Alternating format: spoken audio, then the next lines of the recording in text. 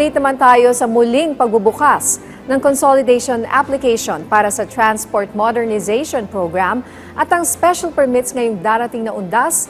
Ating alamin kasama si LTFRB Chairperson Attorney Teofilo Guadis III.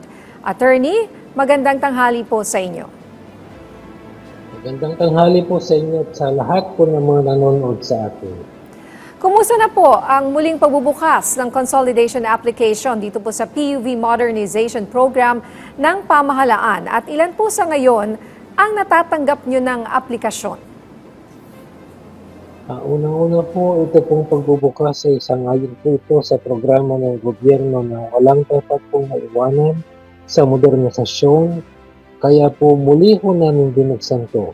At base rin po sa aming pakikipag-usap sa Senado sa kanilang kahilingan, we are opening it up but only for a limited time of 45 days. Pagmula po noong October 15 hanggang sa November 29 lang po ito. As of now po, sa nung pagbukas po namin sa unang araw sa Region 4, we have at least 500 applicants na po na willing pong akapin ang programa ng gobyerno sa modernisasyon. Ito po yung mga nung unang araw tila nagdududa ko sa kakayanan ng gobyerno pero nung nakita nila na tuloy-tuloy ang modernisasyon at nakita nila yung mga modernized jeeps na lumalabas sa kali at yung mga programa na ibinibigay ng gobyerno sa mga umakap sa ganitong modernization program, sila ho ay sumanib na.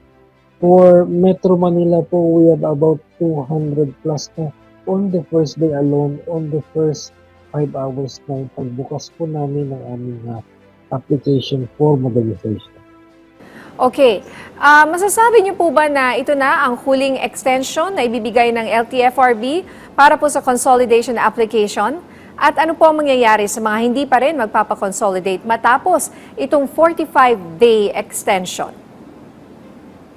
Definitely, ma'am, ito na po yung kahuli-hulian. Unang-una po, ma'am, talagang wala na po kaming balak pang buksan yung window area for modernization para sa mga hindi nakapag-comply noong April 30. Pero sang-ayon na rin sa kagustuhan ng Pangulo at ng Senado na walang dapat maiwanan, kami po ay tumalino. So we gave this final extension para doon po sa mga hindi naniwala nung una. And then number 2 ho, na tanong po ninyo is, ano po yun? Yung kung ilan na ho ang sumama, I think it's about 700 plus na po. Ito po yung mga bagong nag-apply o yung dati po? Yung 700 plus? Ma'am, ito po yung mga bago, yung mga hindi nakahabol ng April 30. Nung nakita nila na talagang hindi na po sila makakabiyahe, sila po ay nag-file ng petition sa amin na sana tanggapin namin. Ang base na rin po rito, at base na rin po sa utos ng ating pamahalaan, muli ho namin binuksan yung application niya for modernization. Pero ma'am, nung una po kasi, pwede silang mag-organize ng mga kooperatiba para sa mga rotang gusto nila. Ang kakaibahan ko nitong sa ngayon po is, they can only join existing cooperatives. They can no longer create new cooperatives. Sa amin din pong pag-aaral kasi, may mga kooperatiba na may mga hawak na sa mga iba-ibang rota. So, hindi ka na pwedeng magdagdag pa ng existing cooperative, but you can join existing cooperatives. So, ilan pa Yun po naman pong Yes, ma'am. Sir, ilan pa po yung inaantay ninyo na sana ay makipag-consolidate? You mentioned already may 700 na nag-apply. Ilan pa po yung hindi pa? Ma'am, as of 83.5%, we have more than enough. We anticipate po about 7 to 8%. That would mean about 8 to 10,000 more operators and drivers who will be joining the program. Meron pa pong thousands na hindi pa, ayaw pang magpa-consolidate. Ito po yung mga napag-iwanan po na hindi po sumama dahil may datos po kami kung ilan po yung existing operators, ilan po yung nag-consolidate, ilan po yung hindi sumama. May mga hindi pa po sumama. So, base po sa datos na yun, we anticipate at least 8,000 po ang kasama sa programa ito. Okay, sa ibang usapin naman po, kumusta ang inyong mga paghahanda para sa darating na undas ngayong taon at ano po yung mga inihahanda ninyong security at safety measures lalo na po sa mga terminal sa buong bansa?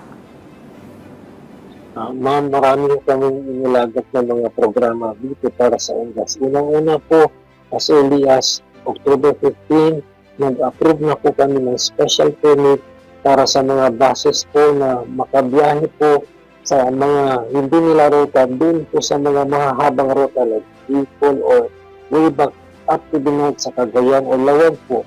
Meaning to say po, may special permits na po kami binigay to as many as of now ho, may mga 1,200 buses na po kami binigyan ng special permits including mga UVs po na gustong bumiyahe for itong panahon ng undas. Pangalawa po, may mga tao po kami sa mga bus terminals po na nag-check po ng roadworthiness ng sasakyan. Sino-check po nila yung papeles. Kung ito nga ho ay meron talagang special permit or may prangkisa. And finally po, sa mga daan, may mga road inspectors po kami na nag-check din po sa daan. Sinisigurado na lang po na yung driver po ay hindi po nakainom at yung conductor po ay kung po binibigyan namin ng on the spot alcoholic yung sobriety test po. Okay.